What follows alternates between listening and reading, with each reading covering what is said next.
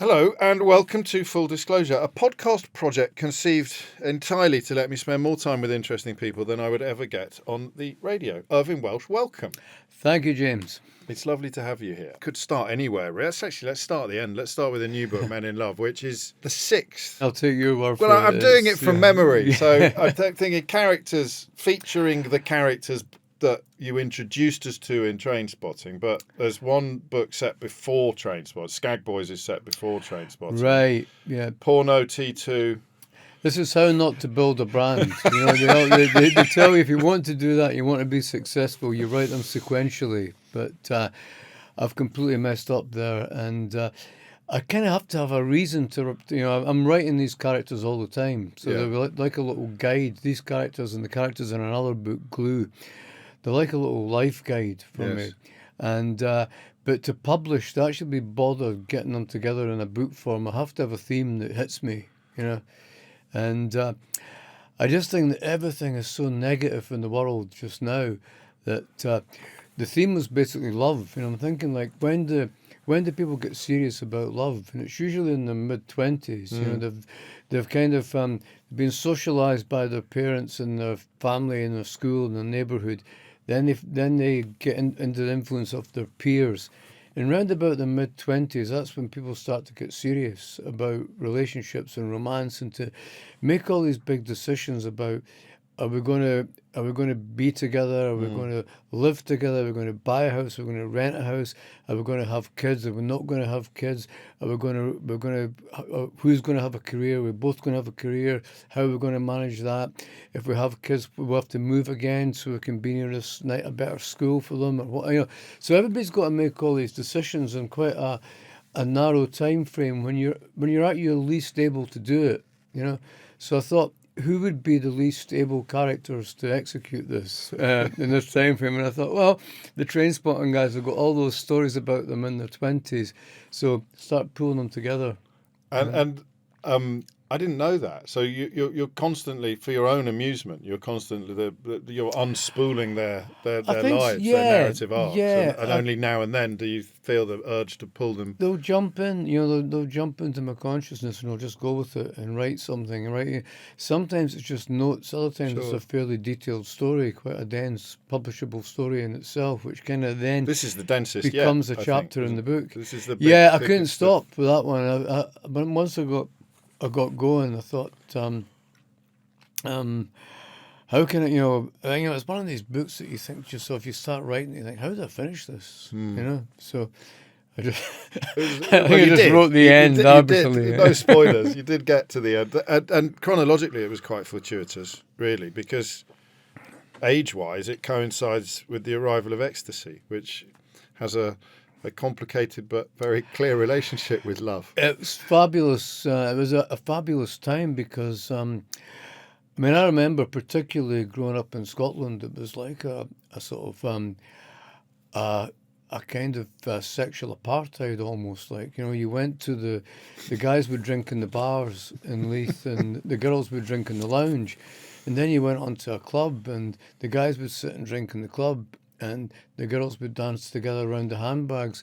And then you suddenly just hit the floor for the last dance and try and get off with someone. And that was basically the whole courtship kind of ritual. And ecstasy came along, and then suddenly you're all sitting together, talking together, and you're thinking, like, this woman who I've kind of known for years, who's my friend's wife or my friend's girlfriend, she's far more interesting than my mates, basically. So you're talking for the first time, and you're kind of realizing that, my God, there's so much more to life and to people and relationships, and you kind of dig deep into these things on ecstasy and chill-out zones. You've been kind of having these big bonding kind of rave dancey sessions together, and then suddenly you're sitting in the chill-out zone, you're sitting in a party kind of coming down from it, and you're chatting and you're spilling your guts out, and all these guys who were never in touch with their feelings suddenly just won't shut up about how they feel about everything. It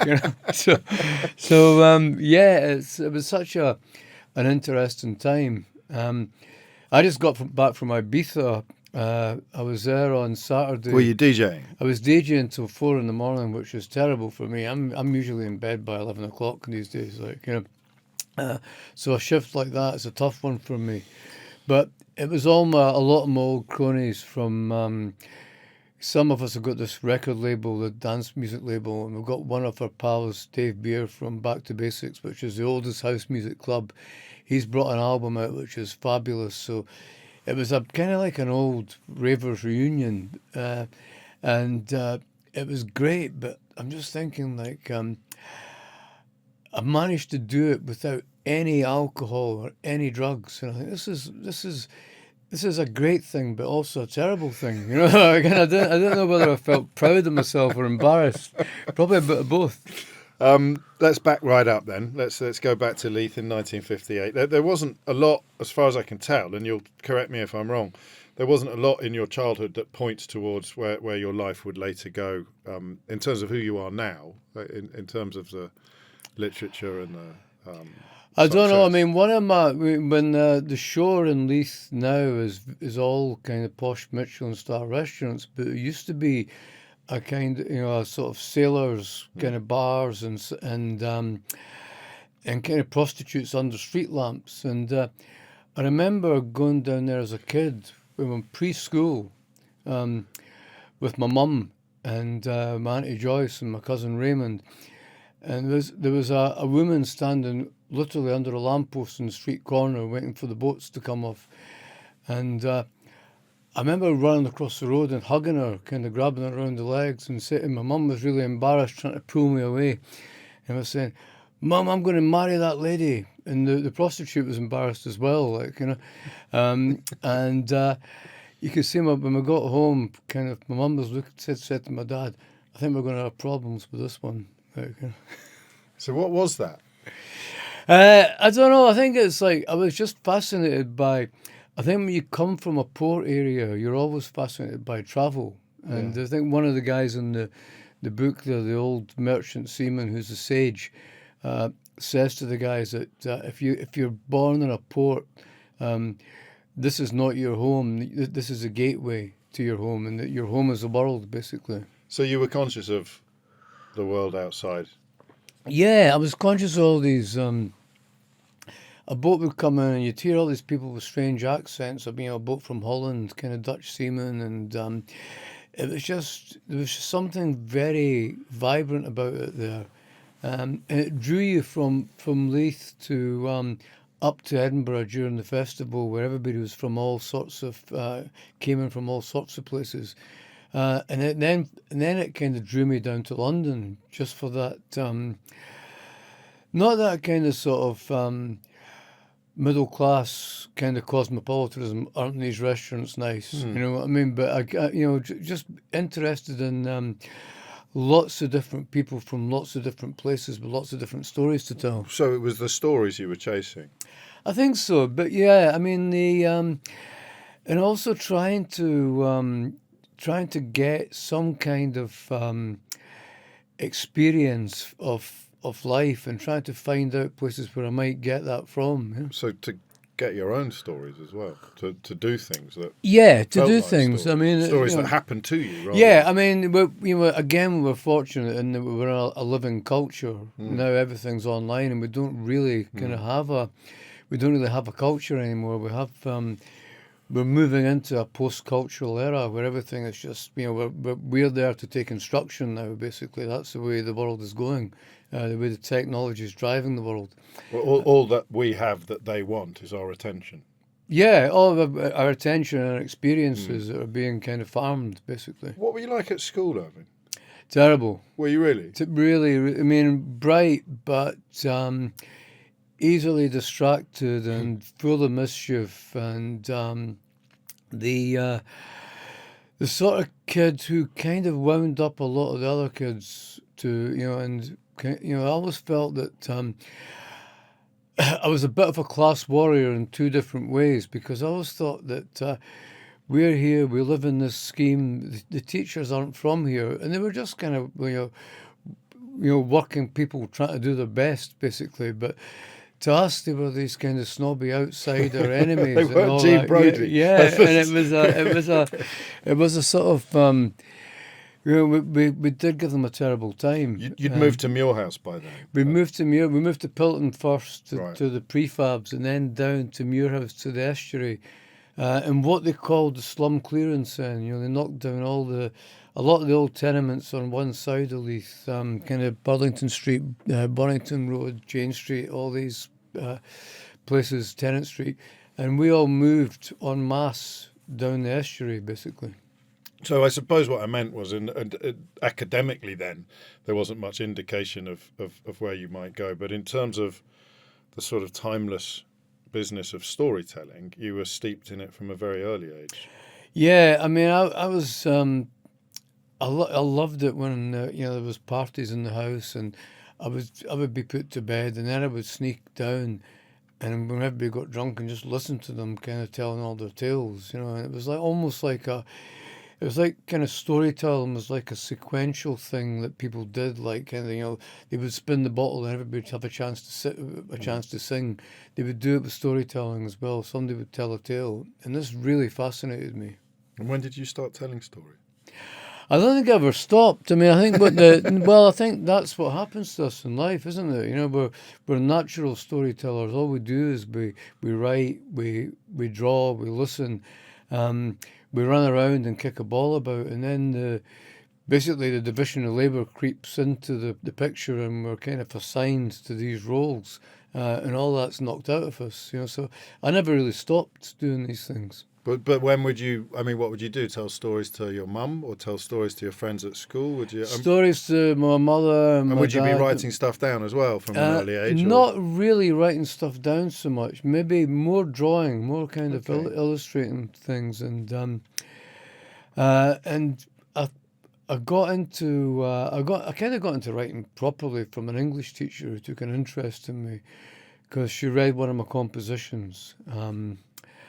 And I think, before that, though, my mother had said that, the school had phoned her to come up at primary school, and she goes, "Oh, not again," basically.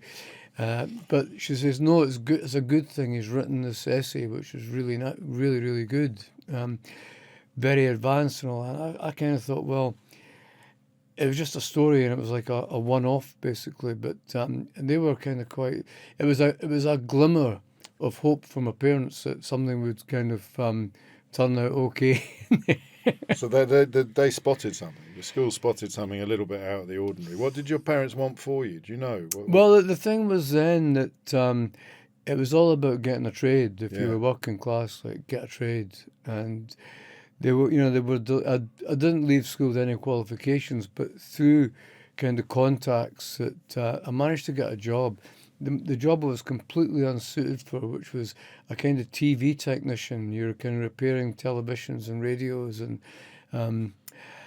it was, I was just so inept at that kind of job, that kind of work. I don't, it's the most. I can't believe that they put someone in that position that was so ill-equipped for that kind of work, but they did, and so this would be 16. 15, yeah, 16. And I packed it in to go to London to stay at my aunt's. And then my mum and dad were pretty horrified at that because, you don't pack in an apprenticeship. Right. Particularly something like, like electronics, TV mechanics stuff was seen as the thing of the future. That was the kind of the big cliche. And within about a decade, that trade was gone. You were you moved from valve sets to transistor sets to circuit boards to just replacing the TV because you can make these things at zero cost now. So that was that was a good thing that I did that because the trade was kind of redundant. Basically, like most trades. Did you dream as a boy of the future? Did you have mad dreams of what you wanted to be? Or? Yeah, I mean, I've like a lot of kids, when you grow up, the Apollo thing is a huge cultural thing, and everybody wants to be a spaceman. Basically, every kid of a certain generation, if you ask them, I want to go to space, and And I fancied that, and I didn't quite make it. I decided Inner Space was a better bet, cheaper. What about slightly less stellar dreams? I mean, if I'd met you when you were, say, 12 and said, what do you want to be when you grow up, what might you have said? Or 13, 14? But post-astronaut. I wouldn't have post-astronaut. I don't think it was post-astronaut by 13, 14. I think I was still way in that game, deep embedded in that game, man. But there weren't things like, I don't know, I mean, writing, for example, wouldn't have struck you as something you could make a living from? No, because I remember when I was an apprentice, I met Mrs. Tate, my teacher, in the street. The one who'd spotted your talent. And she had said to me, are you still writing? And I thought this was a silly thing to say. I thought it was a very strange thing to say, but it was quite a shaming thing to say as well. Right, yes. I thought, and I thought, well, why don't I do this? And I kind of realised that because I was obsessed with music and I was writing songs for bands, for these bedroom bands that I was in, I actually was, in a way, I was still writing ballads, basically. I was writing these long sort of, I'd have my mates and I would be trying to write this song together. And they would go, how many more verses of this thing have you got? And I'd go, but just one more, we've got to have this one in. And they would be going, no, you can't do that. Chorus, verse, chorus, verse, chorus, verse, that's it, finished. And you can, whoever heard of a punk song that was kind of 25 minutes long? It's the undiscovered genre, isn't it? It's the genre we never had. Well, it's funny that the big influences on me were people that wrote stories, and I mean Bowie did occasionally, but through Bowie I got into Lou Reed, Iggy Pop, and they wrote kind of long stories. Basically, there was always a tale there. Bob Dylan wrote kind of all these kind of oblique kind of stories, and it was so that was what really turned me on. Nick Cave, Shane McGowan, that sort of kind of songwriting. So your creativity was never about any more than your creativity. It wasn't a means to an end. It was an end in itself. Whether you were still is. Well, clearly, because we began by talking about the stuff that you write without any real clear idea of publishing. I mean, I've got I'm pretty clueless as to sort of how these. I don't really have I can't. I've just about now worked out that there's certain things that you have to do in a novel, and there's certain things you have to do in a screenplay, and certain things you have to do in a TV play, a stage play. But it's been a process of trial and error down the years. I didn't have any kind of training or any idea how I should do this, or any idea about how I would manage a career. I don't really see myself as having a career. I see myself as having a hobby that I've been able to make pay. And doing it at every turn, the thing that you most fancy doing for you, rather than thinking, well, this would be a good career move, or an agent says, have you thought about doing this? And you're just getting on with getting on. The answer is usually no. Was music I mean, you played in punk bands as well as... Yeah, I mean, it's terrible. I mean, again, it's like the thing is, we've done an album to go with this, actually, a kind of soul and disco album. And it's interesting that, like writing, it's like, I think music's been opened up to me again through digital, because I don't really have, I don't have any, there's something about my brain that's not wired to my fingers properly. Okay. So I don't have any great fretboarding or keyboarding skills. I've struggled for ages to play guitar. It's just one of these things that I can't seem to grasp, no matter how. I mean, I must have done. They say do 10,000 hours. I must have done 30,000 with no discernible sort of increase in quality. It's just. But the interesting thing about with keyboards and with synthesizers and samplers, and you can build something slowly. And it reminds me of when I got my first Alan Sugar Amstrad, which I wrote Trainspotting on. That was a kind of breakthrough for me, So I was going to say thank you, Alan Sugar, but I can't quite bring myself to do that. I talk on this podcast a bit about ambition, it strikes me you've never had any.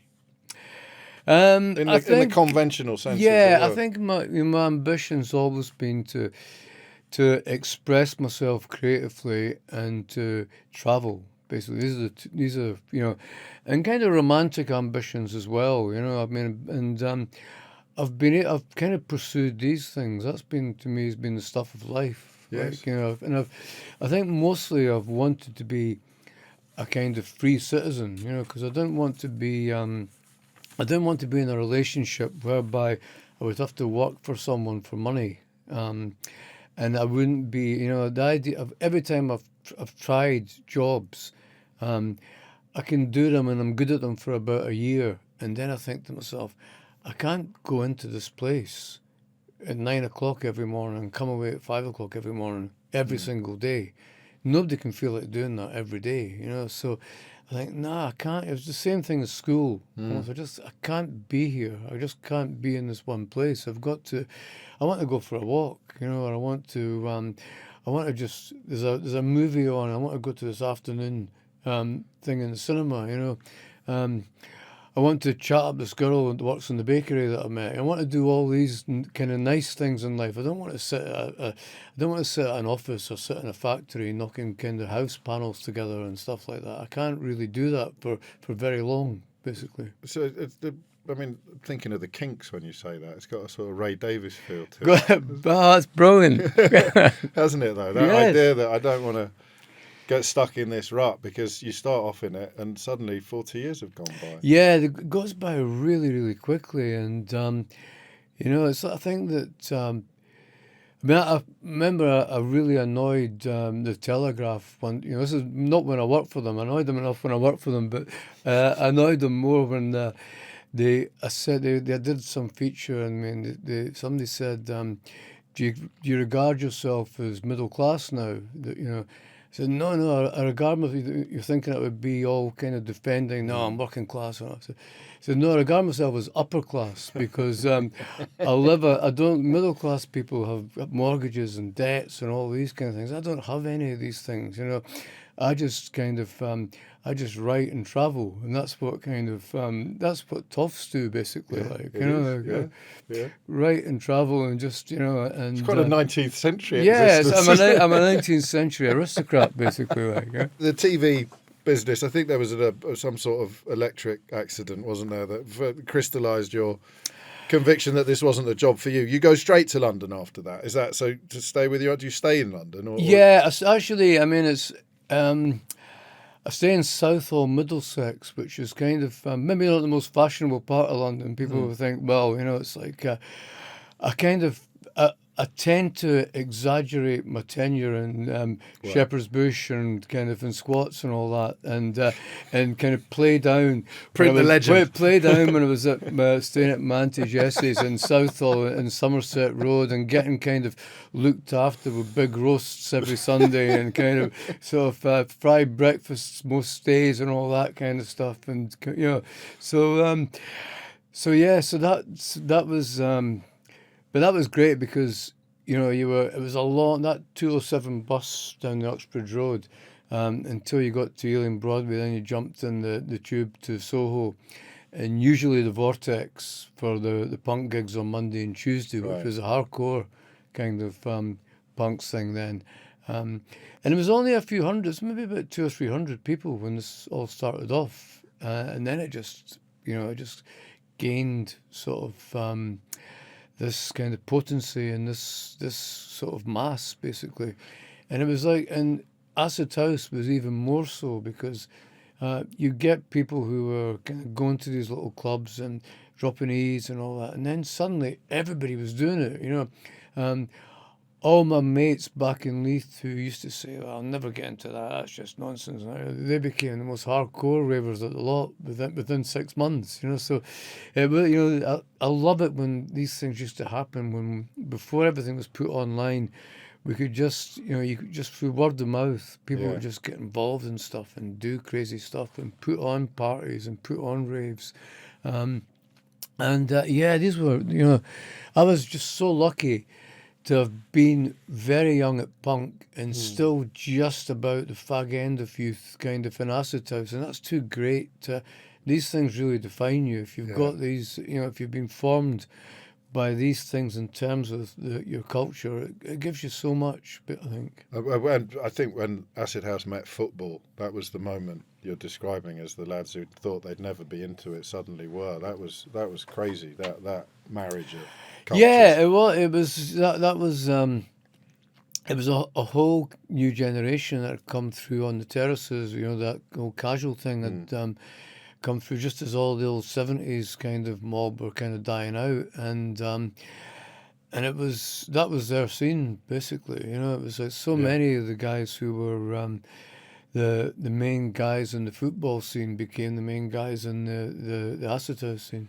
So suddenly you're 19, and I don't know in the telling how, in fact, I'm already alert to what you've just said about the reality of Shepherd's Bush versus Southall, so I want to check what's the legend and what's the actuality. But you're 19 and you're involved in a hideous road traffic accident. You lose a friend in it, Mark.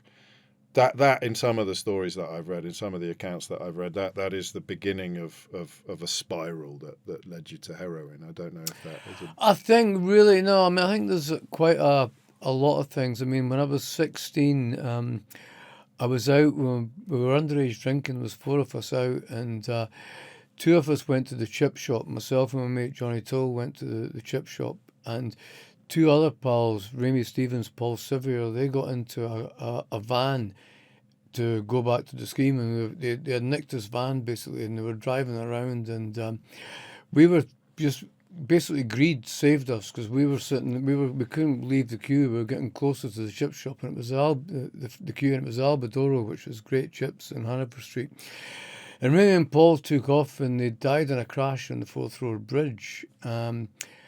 I remember going into work as an apprentice, and it was like it was that kind of thing. There was no kind of counselling then or acknowledgement, and we were just kind of like kind of little car thieving bastards and all that, like serves you right and all that kind of thing with the older guys, and it was so I think when you learn at that age about the finiteness of life, right.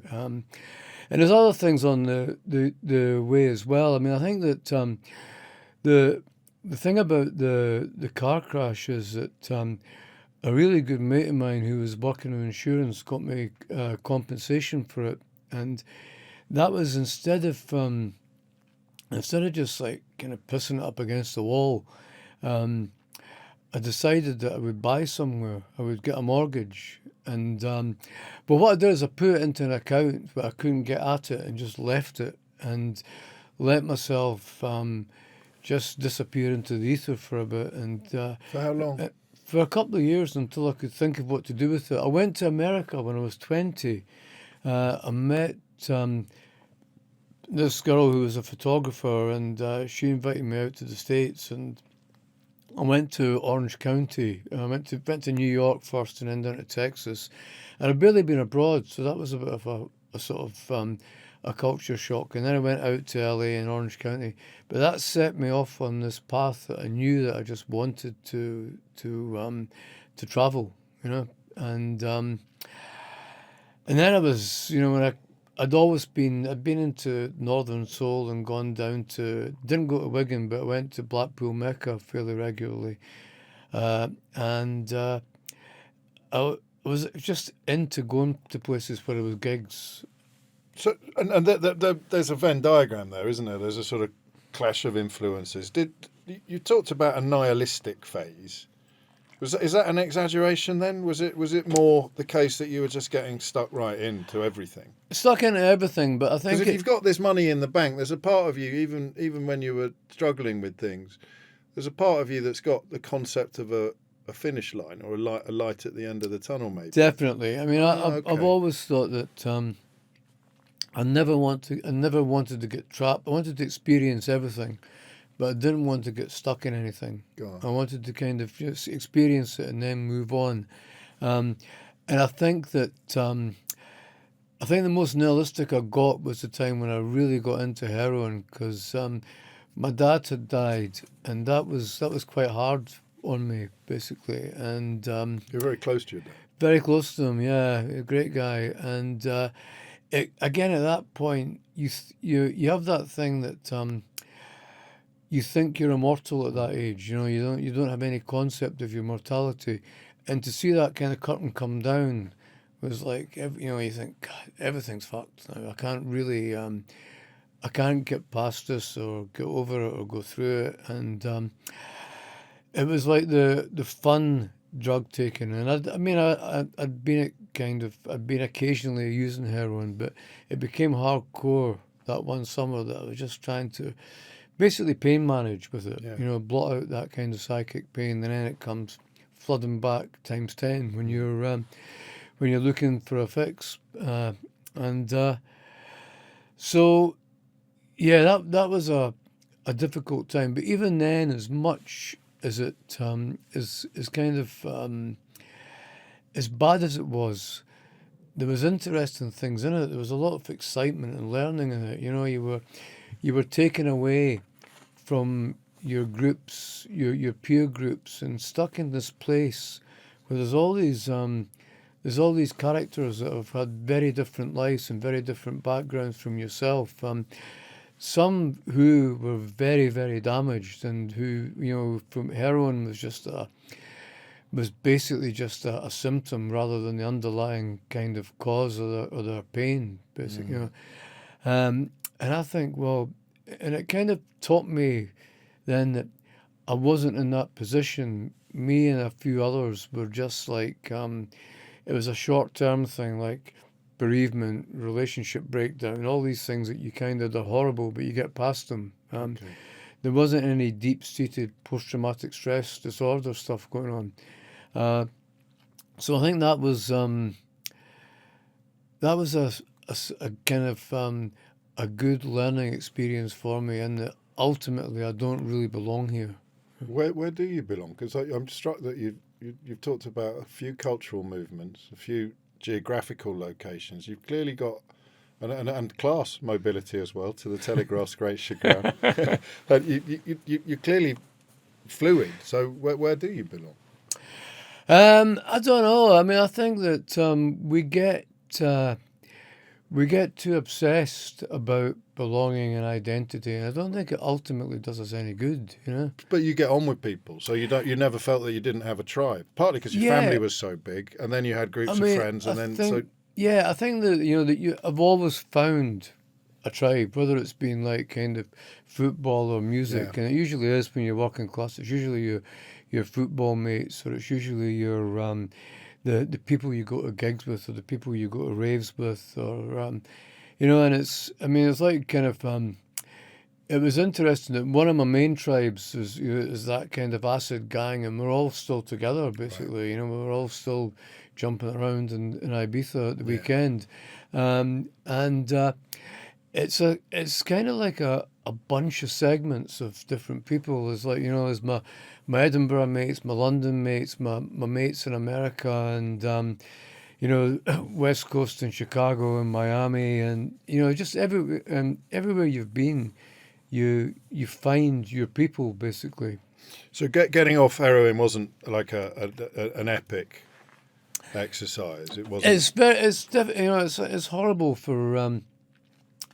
It's horrible for physically. It's horrible for about a month, maybe 3 weeks to a month, and then psychologically, I think that's when you can tell when somebody has really bad post-traumatic stress disorder, if somebody's harboring something, because if you've not got that, you think to yourself, well, I feel a bit down, I feel a bit depressed, but you start making plans basically, but.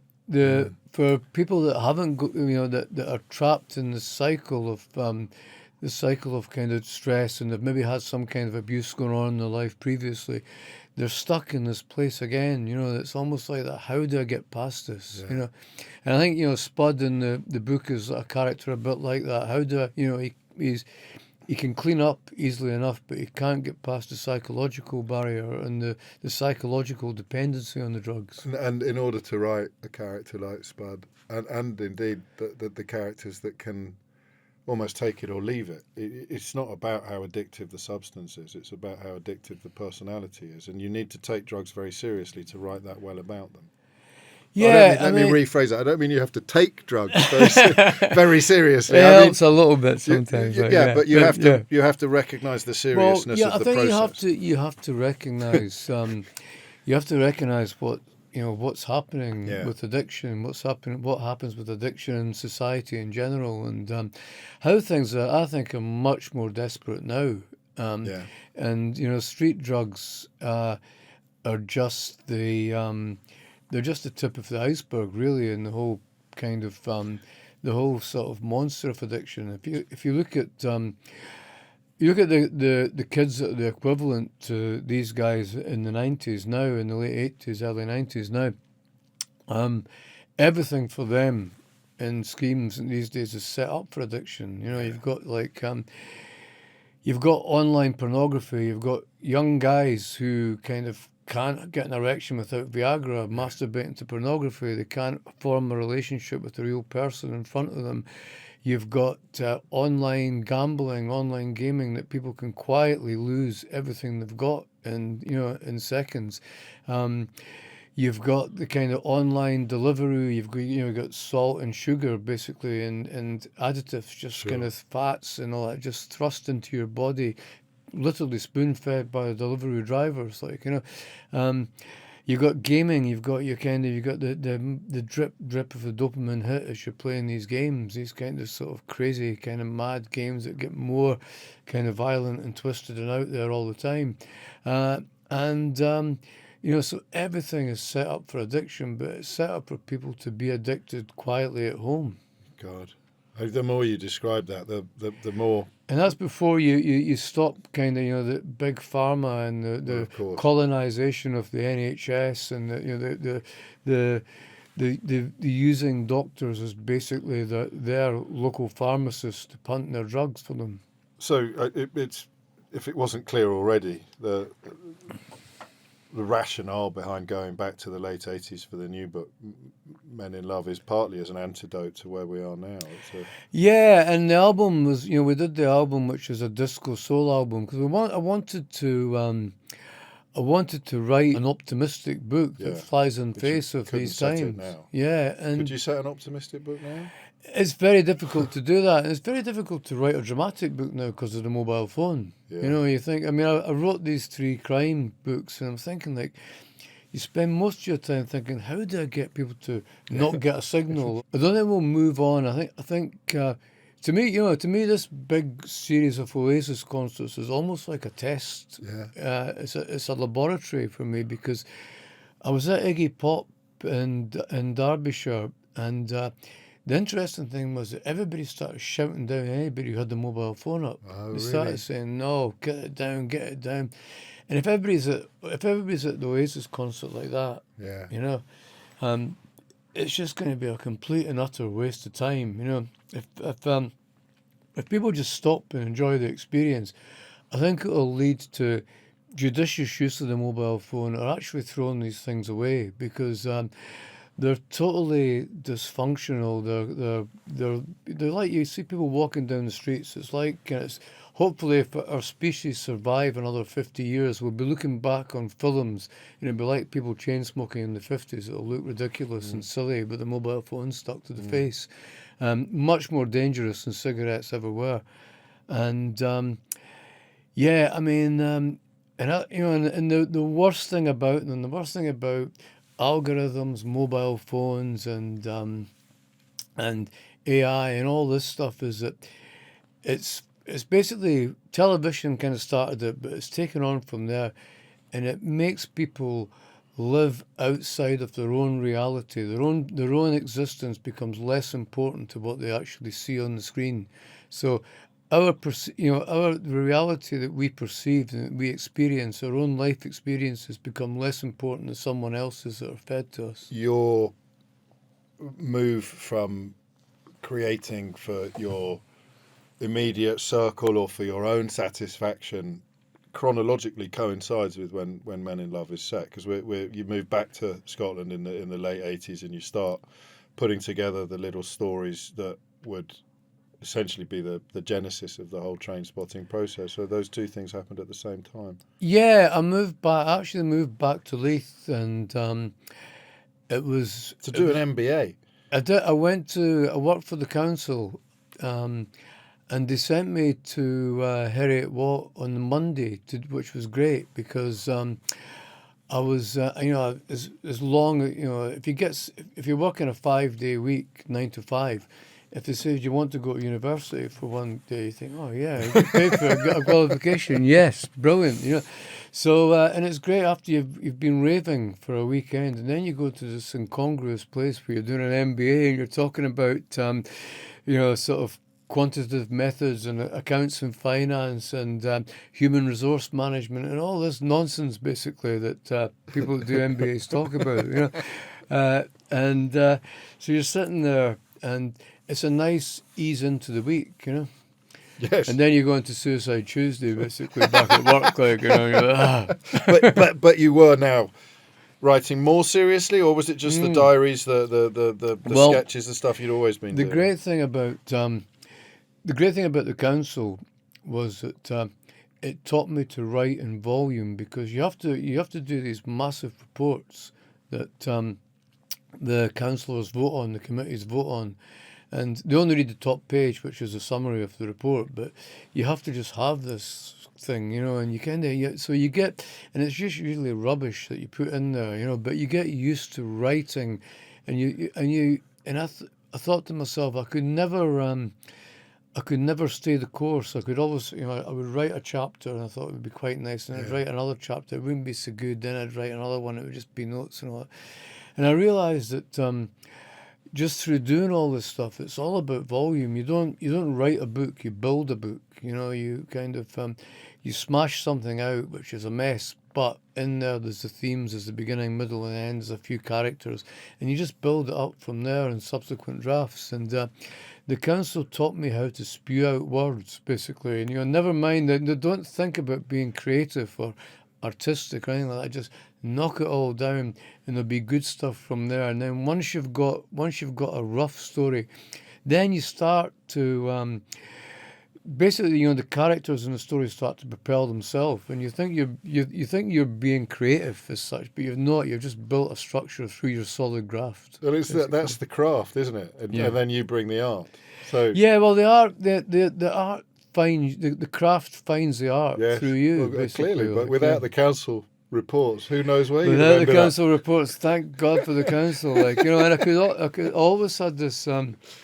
I had this boss upstairs who was a nice guy, but he was incredibly lazy. He had this big plush office upstairs. He never went anywhere by his office, and he also threatened to come down to my office all the time. But I had this nice office. I actually had two offices, one up in Waterloo Place, another one at the City Chambers.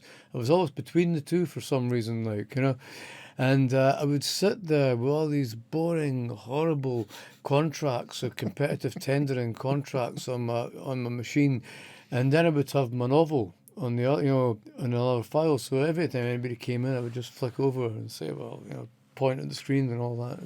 And would you have had a formalised dream of that? Would you have thought that, 5 years from now, I'd really like to be an itinerant storyteller. I'd like to have the freedom to go where I want and write about it. Would you have allowed yourself to have that dream by then? Well, no. I mean, I didn't really think of it in that way. I mean, I thought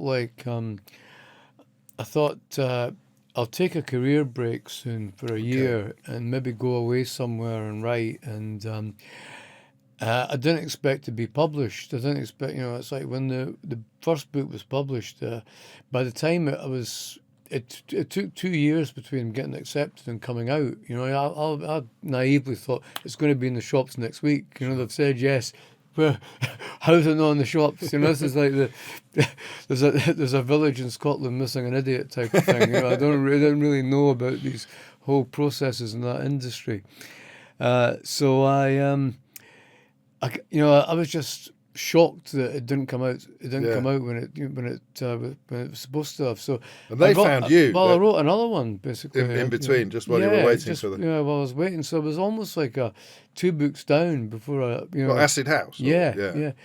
And that came out 6 months later, which is quite quick in publishing time. Well, given the success of Trainspotting, your publishers must have been over the moon that you had another one ready to go quite so quickly. Yeah, they were quite excited about it. And when did you get the inkling of just how big Trainspotting was set to be? Because I imagine when it was published, there were not enormous hopes for it, or... Well, I think, I thought it was going to be this little kind of culty, quirky thing that a few people and a few of my mates in Scotland, some of the guys in the terraces, some of the boys in the jail, they would read it. Be looking for themselves. They would be interested in it. Some of the London cognoscenti that I knew, the old punks kind of that had come out of that culture, they would read it, and I don't think anybody else would really very much. Then I remember one of my mates had come out of prison, and he was saying that it was great in the jail. Everybody was passing the book around, and they're saying he's saying it was like somebody when you're sitting on your own in your cell. It's like having somebody to talk to. Somebody's talking to you, what a compliment. And I was thinking, this is great, So I thought this is, and then it was like a lot of people that I knew in London that I had, that some of them I'd lost touch with. They were saying, "That's your book. It's brilliant. It's great. Can we, it's we know somebody who's a journalist wants to do a feature and all this stuff." So it kind of it just had that word of mouth. And how quickly did that translate into commercial? Because I presume you got a tiny advance for it. I got a small advance for it. I got a bigger one for the Acid House, right. And then I went to Amsterdam in '95, and for me, a big check dropped in the post, and I was thinking, wow, this is great. And then it had become the play. And it went national. That helped take it around the country. So it's had several... It's had several boosts. Yeah. And the biggest one was the movie, obviously, that made it international. It was selling very well in the UK, and along come Danny and Andrew and John, and it suddenly just went nuts.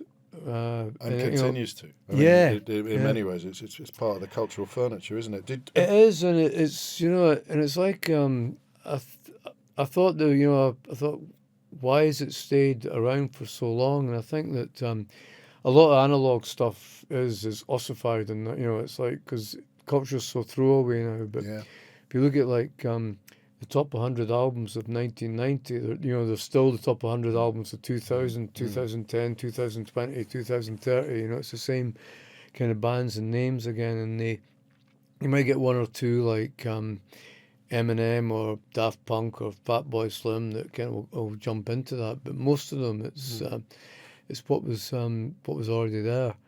But I thought it's all because it's about youth, and people like youth novels, or it's about drugs and people taking different drugs for the first time. But I realise now that it's not. It's about work. It's about the end of paid work, which the industrial working classes were the first ones to experience, and now everybody's going through the same angst. What's going to happen to us when we don't have any paid work? Basically, we're all, in some ways, members of the precariat now. Yeah. So I think that's why it continues to resonate. Nobody knowing what their role is, what their place is. Yeah, we're in this long-form revolution. We don't even know what's happening, basically, but we know that things are changing around us. And I mean, I don't know how prolific you became or how prolific you already were, but you explode now. You're producing books like it's going out of fashion. It's like such a liberation to find that I could do something creative and get on with it. And the thing, I love music and I love working with people, but the thing is that if you're starting off at quite a low base of skill with everybody, and punk was a bit like that, basically. People progress at all different rates. And I was one of the ones that progressed at the slower rates. I was always, you get so used to kind of being the weak link in the chain to an extent, even though, I could write ballads, I could write lyrics, I could write basic, I could get basic harmonies, and I could knock out a very rough kind of chord sequence for a song, but everybody else seemed to fly in music, and I seemed to really flounder a little bit. But it was so good to find something creatively that I could just do, and I could be on my own and get on with it. You know? Yeah, and no danger here or no fear here, no experience of that thing that had stalked you previously, where you knew you were going to get bored of it. Well, I think the thing was that because all my heroes were kind of musicians, like, you know, I mean, Bowie was a kind of one-man art school for my generation. And I was so in such reverence of people like kind of Bowie and Bob Dylan and you know, Iggy Pop and Nick Cave and kind of all these guys. I just thought I can never ever be as good as them. But I didn't really know writers. I didn't really look at if I picked up a good book. I didn't say, "Oh, I'll never be as good as this writer." I barely saw the name on the dust jacket. I was just focused on the book. I wasn't really interested in the writers. So I had no reverence or awe for that when I went into it. I just thought, this is a story. I can tell stories as well. I can do better than this, or I can do better than that. So I didn't have anything. I had a lot of probably misguided confidence that I could do something. And I mean, success arrived so quickly that presumably you never look back. You never did. You get the willies on like the second or third? Did you start thinking, Christ? No, I mean, I thought, well, you know, I've always been, you know, since I wrote the first book, I've always been in the position to be able to afford to write full time, and that's all you want to do. Yeah. You know, I mean, everything else is just a luxury. Sure. You know, and it's like, you know, sometimes you'll sit around, and I mean, I've kind of lived. I've lived in all sorts of different places. I've sat around in a kind of a horrible single guy's flat with the black leather sofa and the big flat screen and the sports equipment lying around on the floor and the cans and the sort of wrappers and takeaways. And I've sat in a kind of basically a mansion with kind of all the sort of the nice little luxuries and the aesthetic values and the trappings and all that. And it just makes no difference to me because I'm in my own head basically typing away so much of the time. And you you're know? doing what you did as a kid. You're chasing stories wherever you are. Yeah, basically. I mean, I don't think I'm so much chasing stories as they're chasing me, basically. I feel that I'm just there to... I'm not one of the kind of writers, and I know there's loads of them, and some of them are good friends that they've got the moleskin in the pocket, and anything somebody says, they're writing it down. I'm not like that. I tend to just let it filter into the subconscious and then see how it comes out. And is that true of everything? So, you know, whether you're going back to the Trainspotting men or whether you're writing a Bruce Robertson novel, is it all the same genesis, or is it different when you're with the new book? It's like putting on a really comfy old suit or something like that? Yeah, I mean the books are, you know, they're like the Trainspotting kind of. If it's a new book and new characters, and I've just finished a book which I really enjoyed writing, which is all new characters, and it's set in Las Vegas, but not the Vegas of the Strip, basically. And it's 3 generations of a family in Las Vegas, and I really enjoyed writing that because I was writing from starting from scratch with new characters, and I really enjoyed building them and writing them and kind of getting to know them, basically. And I think that's fun, you know, and it's so much of it is generated by music. I mean, like if you're writing a book like Filth, I just thought I'm going to write about somebody that I don't really have that much sympathy for and see if I can find some empathy for this character. Write the worst character. What music don't I like? I don't like cheesy power ballads. I don't like heavy metal. So I'll get lots of this stuff and listen to it, immerse myself in it. By the end of it, I loved cheesy power ballads and I loved heavy metal. Because you know, you like to think you've got these kind of highbrow kind of cultural tastes and that you're snobby about it and all that, but it's just immersion, basically. You know, and the best of every genre of music is always really good.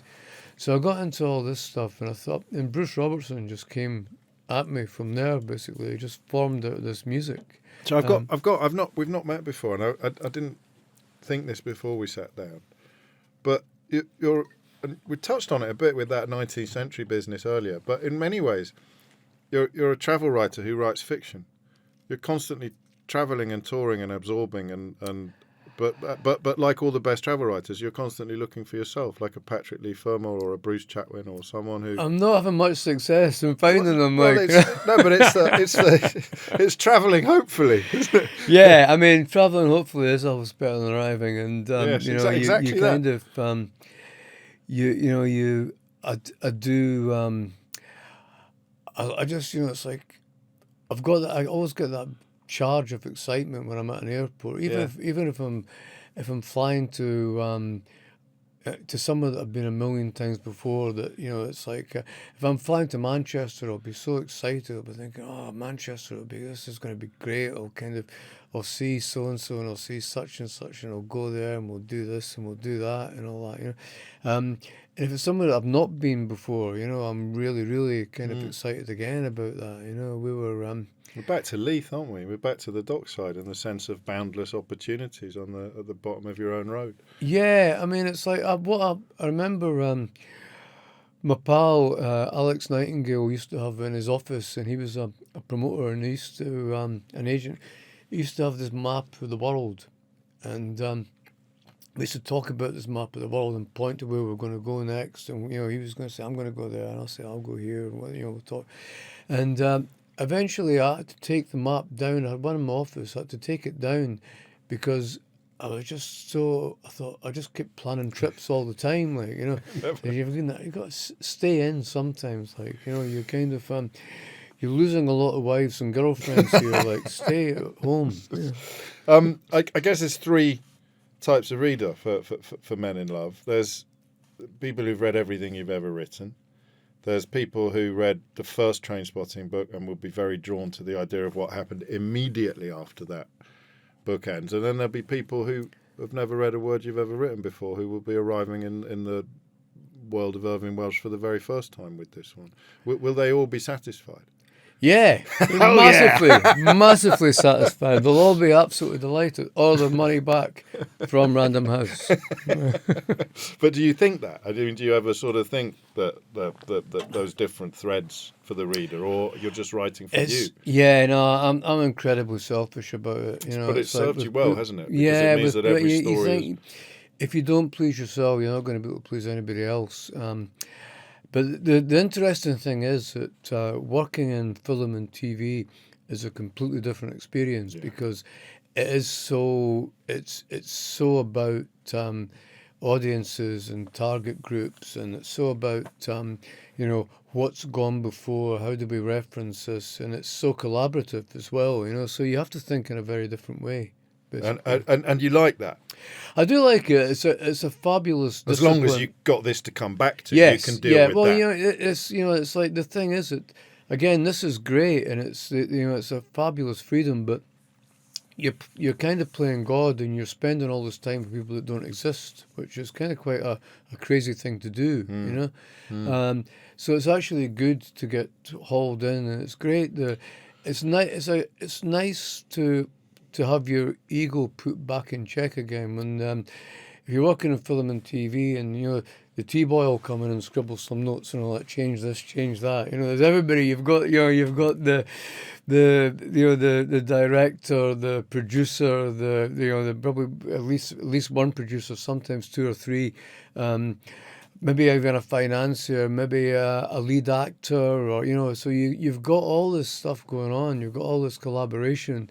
And I usually kind of, in film and TV, I usually collaborate with Dean Kavanagh, and it gets you in that frame of mind at the start. You get used to this idea that you have to actually talk to somebody and devise, basically. And there's certain things that you can't do by committee. You have to get on with them yourself. But there's certain things that having input from different people and having expertise from different people can save a lot of time. Sure. Basically. Yeah. And do you have lots of plates spinning at the same time, or do you work loads of them? You do. So how do you decide what's going to demand your attention next? You don't really. You don't. I mean, it's like in an ideal world, I mean, I think I would have done the album and the book at the same time, because that was the purpose of it, really. But next, after that, we've got the documentary film out in me next month in August, and I'm thinking, well, ideally, I would have had a few months break and then kind of gone again for that, like, you know. But and I think I've got 3 films in development and 2 TV shows. So you're constantly pulled back for kind of rewrites and sort of redrafts and for pitches on these things. And it's quite it's a lot of it's a curse of COVID, because when you're indoors, there's nothing to do but write. There's no excuses, you know. So I produced a ton of stuff during COVID, like, yeah. Final question: Do you ever think about what it is you've got? Just thinking about how much you've got going on, what it is you've got very specifically that so many people want, or that other people haven't got. I don't know. I think it's difficult to, you know, because you live inside your head and you don't really see anything. I think because of all these books have stacked up now, so I think I've got perseverance. I think I'm quite dogged, and I'll finish something. I'll get on with it, and I'm a bit of I'm very persistent, and I think, you know, the motto of Leith is persevere, so I'm quite good at persevering. Irvine Welsh, thank you. Thank you, James.